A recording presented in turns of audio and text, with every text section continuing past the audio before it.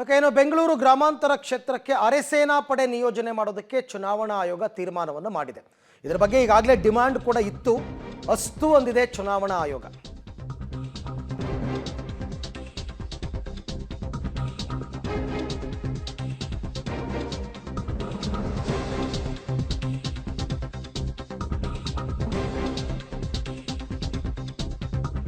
ಬೆಂಗಳೂರು ಗ್ರಾಮಾಂತರ ಕ್ಷೇತ್ರಕ್ಕೆ ಅರೆಸೇನಾ ಪಡೆಯನ್ನು ನಿಯೋಜನೆ ಮಾಡಲಾಗುತ್ತೆ. ಚುನಾವಣೆ ಮತದಾನದ ಸಂದರ್ಭದಲ್ಲಿ 2829 ಮತಗಟ್ಟೆಗಳಿಗೆ 100% ವೆಬ್ಕಾಸ್ಟ್ ಆಗುತ್ತಂತೆ.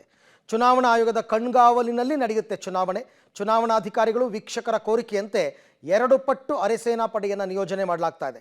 ಮತಗಟ್ಟೆಗಳಲ್ಲೂ CCTV ಅಳವಡಿಸಿ ಮಾಹಿತಿಯನ್ನು ಪಡಿತಾರಂತೆ. ಮತದಾನದ ಆರಂಭದಿಂದ ಕೊನೆಯವರೆಗೂ ಎಲ್ಲ ಮಾಹಿತಿ ರೆಕಾರ್ಡ್ ಆಗಬೇಕು. ಹೀಗಂತ ರಾಜ್ಯ ಮುಖ್ಯ ಚುನಾವಣಾಧಿಕಾರಿ ಮನೋಜ್ ಕುಮಾರ್ ಮೀನಾ ಹೇಳಿದ್ದಾರೆ. 2829 polling station of Bangalore rural parliamentary constituency will all 100% be webcasted. So each polling station ಅಲ್ಲಿ webcasting facility ಇದೆ. So now no, just for the keeping RO's decision. So every polling station of rural polling constituency will be 100% webcasted. Plus we are giving more than double central paramilitary forces in the Bangalore rural parliamentary constituency. We, as per the request of the returning officers and the observers, as per their estimate, we have made these arrangements. So from my side, the last two things I want to tell, just for the because you can seven paramilitary forces companies will be provided there. ಈ ಬಗ್ಗೆ ಮತ್ತಷ್ಟು ಮಾಹಿತಿ ನನ್ನ ಕೊಲೀಗ ನರಸಿಂಹಮೂರ್ತಿ ಅವರಿಂದ ಪಡೆಯೋಣ. ನರಸಿಂಹಮೂರ್ತಿ, ಈಗ paramilitary ಪಡೆಯನ್ನು ಹಾಕೋದ್ರಿಂದ ಏನು ಬದಲಾವಣೆಯನ್ನು ಎಕ್ಸ್ಪೆಕ್ಟ್ ಮಾಡ್ಬೋದು? ಮತ್ತು ಎಲ್ಲವೂ ಕೂಡ ವೆಬ್ಕಾಸ್ಟ್ ಆಗುತ್ತೆ 100% ಅಂತ ಹೇಳಿದ್ದಾರೆ. ಈ ವೆಬ್ಕಾಸ್ಟ್ ಅಂತಂದರೆ ಏನು?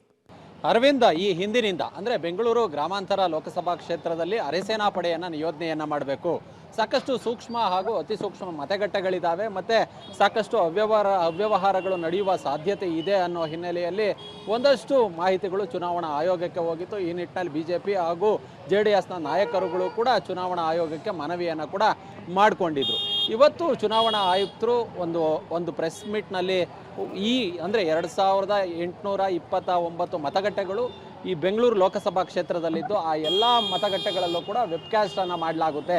ಅಂದರೆ ಅಲ್ಲಿಂದ ಆ ಮಾಹಿತಿ ಏನಿದೆ ಮತ್ತು ವೆಬ್ಕಾಸ್ಟ್ನಲ್ಲಿ ಅಲ್ಲಿನ ಚಿತ್ರಣ ಏನಿದೆ ಅದನ್ನು ಸಂಪೂರ್ಣವಾಗಿ ಆ ಕ್ಷಣಕ್ಕೆ ತರಿಸ್ಕೊಳ್ಬಹುದು. ಏನು ನಡೀತಿದೆ, ಏನು ಹೋಗ್ತಿದೆ, ಆಗು ಹೋಗುಗಳೇನಾಗ್ತಿದೆ, ಅಂದರೆ ಯಾವುದೇ ಅವ್ಯವಹಾರಕ್ಕೆ ಆಸ್ಪದವನ್ನು ಕೊಡದಂತೆ ಆ ನಿಟ್ಟಿನಲ್ಲಿ ಎಲೆಕ್ಷನನ್ನು ಮಾಡಲಾಗುತ್ತೆ. CCTVಗಳ ಕಣ್ಗಾವಲನ್ನು ಇರಿಸಲಾಗುತ್ತೆ ಅನ್ನೋ ನಿಟ್ಟಿನಲ್ಲಿ ಮಾಹಿತಿಗಳು ಲಭ್ಯವಾಗ್ತಿದೆ.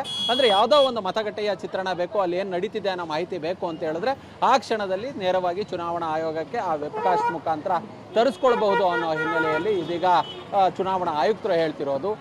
ಇದಲ್ಲದೆ ಈಗಾಗಲೇ ಹಲವು ನಾಯಕರು ಹಾಗೂ ಚುನಾವಣಾ ವೀಕ್ಷಕರು ಅದ್ರ ಜೊತೆಗೆ ಚುನಾವಣಾ ಅಧಿಕಾರಿಗಳು ಸಹ ಒಂದಷ್ಟು ಮನವಿಯನ್ನು ಮಾಡಿಕೊಂಡಿದ್ರು, ಪ್ಯಾರಾಮಿಲಿಟರಿ ಫೋರ್ಸನ್ನು ನಿಯೋಜನೆ ಮಾಡಬೇಕು ಅಂತೇಳಿ. ಹೀಗಾಗಿ ನಾಳೆ ಸುಮಾರು 2 ಪಟ್ಟು 2 ತುಕಡಿಗಳನ್ನು ಈಗಾಗಲೇ ಬೆಂಗಳೂರು ಲೋಕಸಭಾ ಕ್ಷೇತ್ರಕ್ಕೆ ಪ್ಯಾರಾಮಿಲಿಟರಿ ಫೋರ್ಸನ್ನು ಅರೆ ಸೇನಾಪಡೆ ಏನಿದೆ ಇದನ್ನು ನಿಯೋಜನೆ ಮಾಡೋದಕ್ಕೂ ಕೂಡ ಈಗಾಗಲೇ ಒಪ್ಪಿಗೆಯನ್ನು ನೀಡಲಾಗಿದೆ. ಬಹುತೇಕ ಅವರು ನಾಳೆ ಡ್ಯೂಟಿಯನ್ನು ರಿಪೋರ್ಟ್ ಮಾಡ್ಕೊಳ್ಬಹುದು. ಬಹುತೇಕ ಚುನಾವಣೆ ಮುಗಿಯುವ ತನಕ ಮತಗಟ್ಟೆಗಳನ್ನು ಸೇಫ್ ಮಾಡಿ ಆ ಬಳಿಕ ಪ್ಯಾರಾಮಿಲಿಟರಿ ಫೋರ್ಸ್ ಹೊರಡಲಿದೆ.